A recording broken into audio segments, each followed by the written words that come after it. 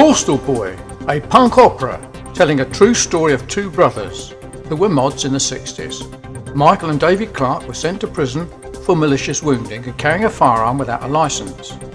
Michael, David's elder brother, was sent to Maidstone Prison, having already served time in Oxford Detention Centre for actual bodily harm and then again for assaulting a police officer.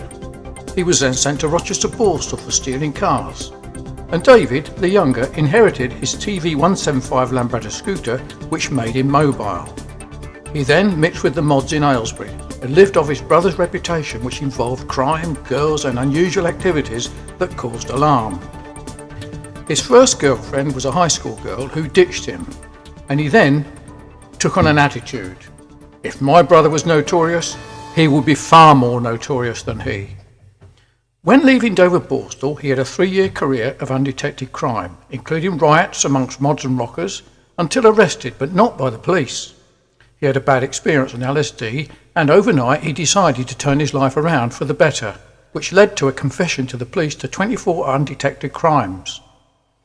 He learned to read to educate himself, went on to higher education, became a Baptist minister, and taught electronics for over 20 years in colleges of higher and further education.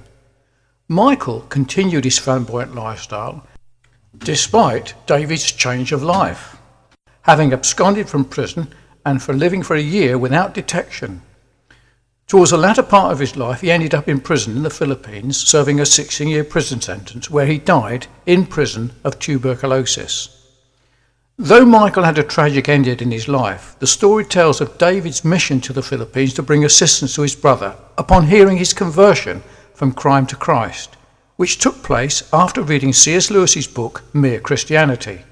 They then commenced a joint work assisting many criminals in the jails of the Philippines on their own roads of reformation. This opera is based on the book Converted on LSD and its special edition written for prison inmates entitled Borstal Boys.